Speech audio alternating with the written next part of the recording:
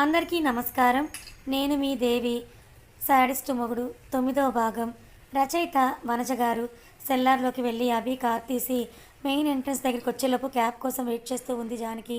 File నీ దగ్గరే ఉంది, ఒక్క నిమిషం ఆలస్యమైన ఊరుకునేదే లేదు అని గ్లాస్ డోర్ తెంచి జానకి వార్నింగ్ ఇచ్చి పిచ్చ స్పీడ్లో హోటల్కి వెళ్ళిపోయాడు అభి. క్యాబ్ రాగానే ఫాస్ట్గా ఎక్కేసి భయ్యా కొంచెం ఫాస్ట్గా వెళ్ళండి అని చెప్పింది. వర్క్ విషయంలో అభి చాలా స్ట్రిక్ట్గా ఉంటాడని తెలుసు కాబట్టి మరోసారి ఆ ఫైల్ని తిరగేస్తూ కూర్చుంది. మానసి తింటుంటే కాల్ చేశాడు కశ్యప్. చెప్పరా అంది ఫోన్ లిఫ్ట్ చేసి మానసి. ఏయ్ రా ఏంటేరా, కాబోయే మొగుని పట్టుకొని రా అనడానికి సిగ్గులేదు? సిగ్గెందుకురా, నువ్వే కదా మా చెల్లిని చూసి తెచ్చుకోవే. అభిని రామని ఎంత బాగా పిలుస్తుందో. సార్ పేరు అభిరామ్ కాబట్టి అభి అని రామని పిలుస్తుంది. తమరి పేరేంటి? కశ్యప్. అంటే నేను కసి అప్ అని పిలవమంటావా అని అంటూ నవ్వింది మానసి.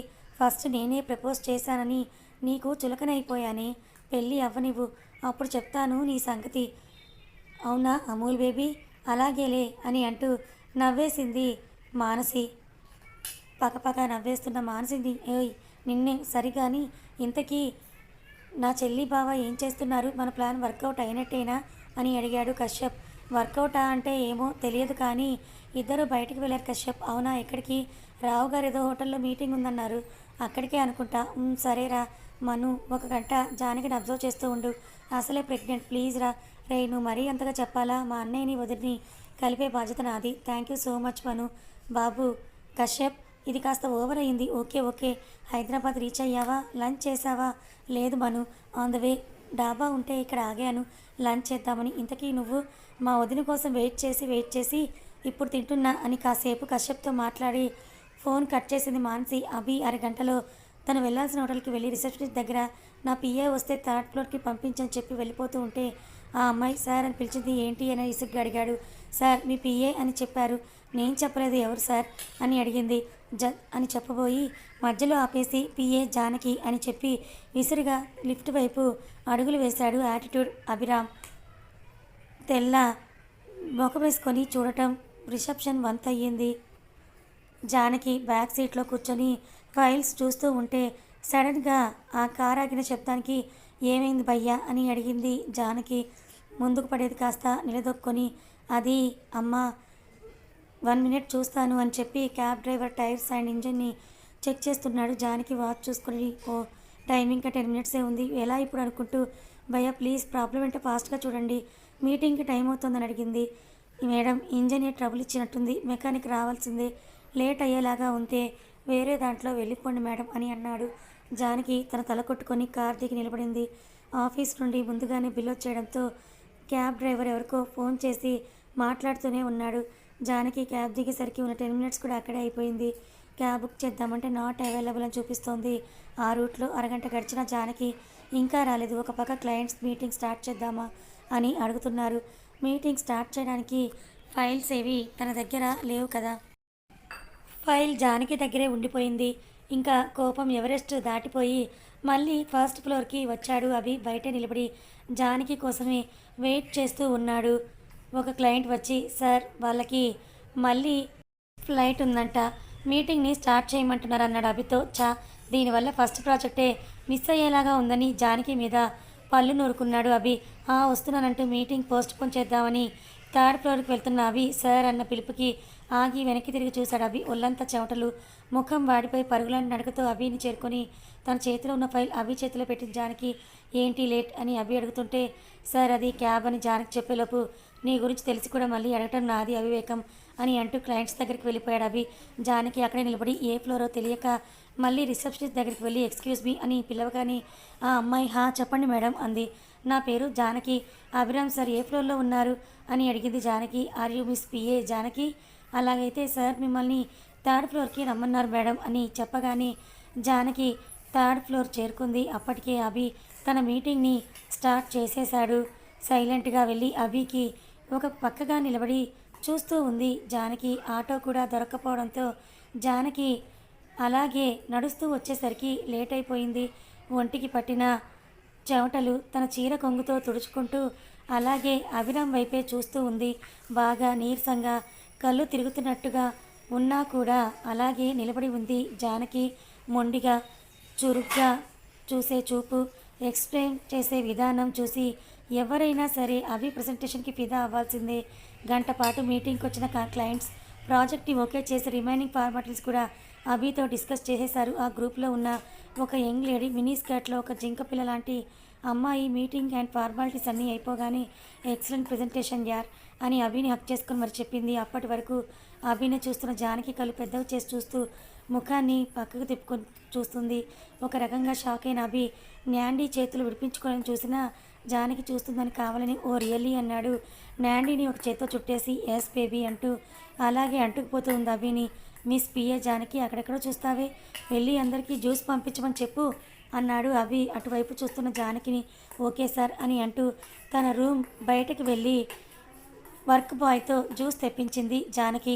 జానకి అటు తిరగటం ఆలస్యం. మరుక్షణం నాండీ నేలకి లిప్ కిస్ ఇచ్చింది. Nandi be in your limits అని చెప్పాడు లాగి పెట్టి ఒకటి పీకి. ఏ అభి వాట్ ఈస్ దిస్ అంది పైకి లేస్తూ. స్టాప్ ఇట్ ఓకే, ఎక్కువ మాట్లాడితే నీ పీక నొక్కుతా and don't try to touch me again అంటూ అంతలోగా జానకి జ్యూస్తో వచ్చేసరికి ఓ నాండీ స్లిప్ అయ్యావా, చూసుకోవాలి కదా అని కావాలని నాండీ నడుము పట్టుకొని ఆమెని పైకి లేపాడు. జానకి చూస్తోందని.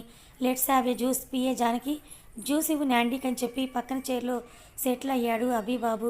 పెదవులు రెండు బిగబట్టి అందరికీ జ్యూస్ అందించి తను మాత్రం తాగలేదు. ఆ మీటింగ్లో ఉండే okay person what miss Janaki మీరు జ్యూస్ తీసుకోలేదేంటి అని అడుగుతూ ట్రేలో ఉన్న ఎక్స్ట్రా ఉన్న గ్లాస్ని జ్యూస్ని జాస్కి ఇస్తూ ఆమె దగ్గరగా వెళ్ళి వేలని టచ్ చేస్తూ గ్లాస్ ఇస్తూ నవ్వుతూ జానకి నడుము చేయి వేయడానికి చూస్తూ ఉన్నాడు రిచర్డ్.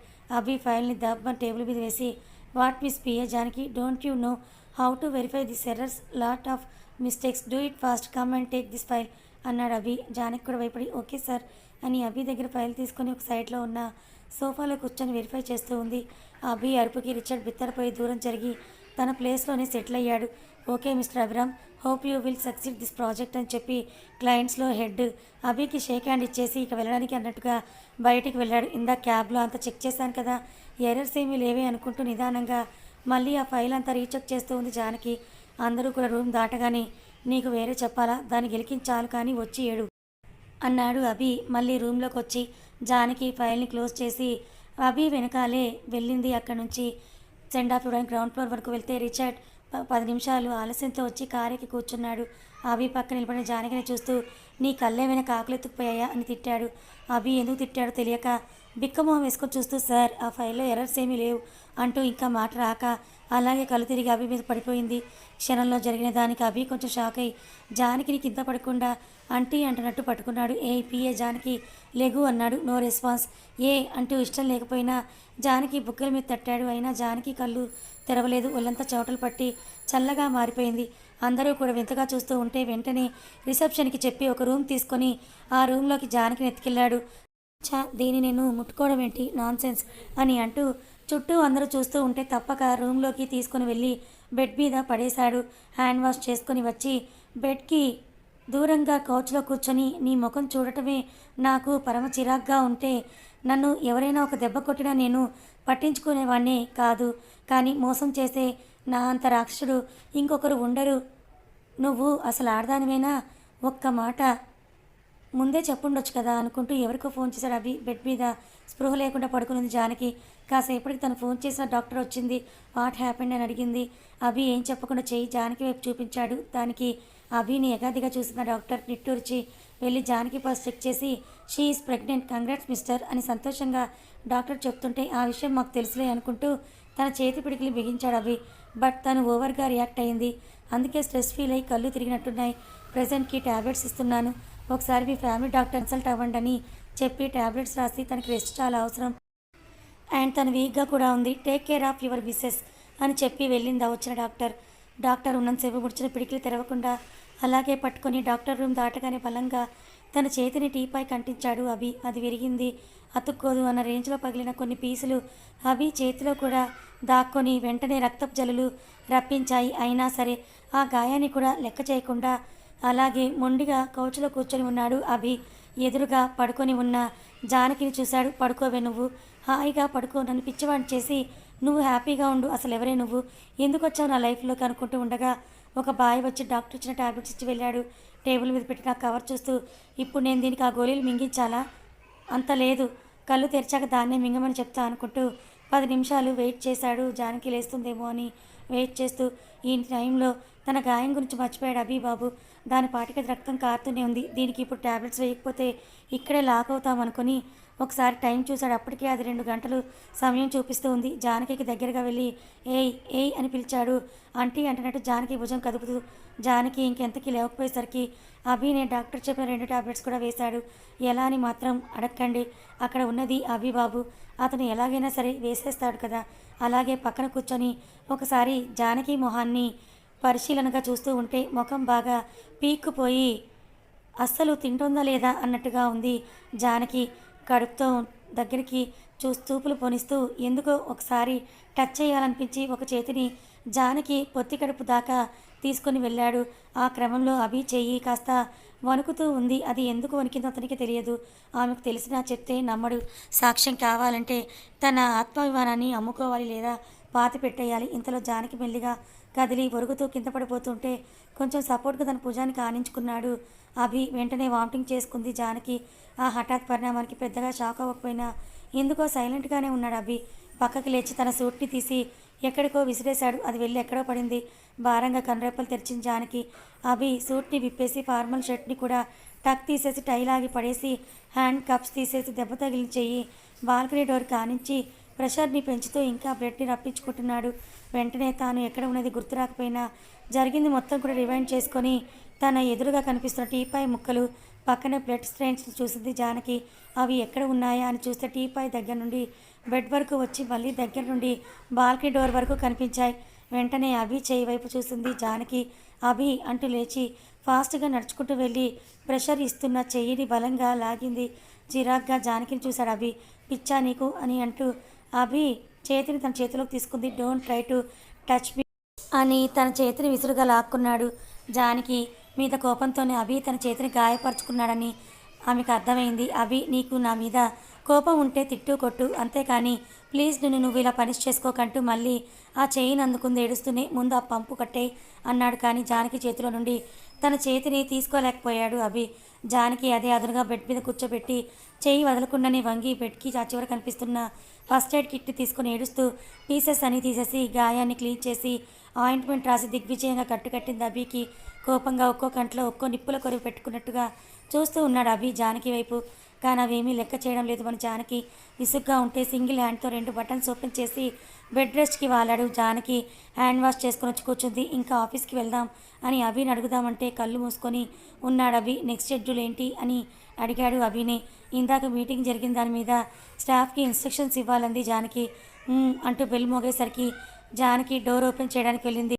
ఆర్డర్ చేసిన ఫుడ్ రావడంతో అది తీసుకొని బెడ్కి దగ్గరలో ఉన్న టేబుల్ మీద సర్దుబాటు చేసి అభికి వడ్డించింది జానకి. 2 ముద్దలు తిని లేస్తూ ఫాస్ట్గా కానీ అన్నాడు ఒక సిగార్ వెలిగిస్తూ. ఇట్స్ ఓకే సార్, నేను జ్యూస్ తెచ్చుకున్నానంది తన బ్యాగ్ కోసం వెతుక్కుంటూ జానకి.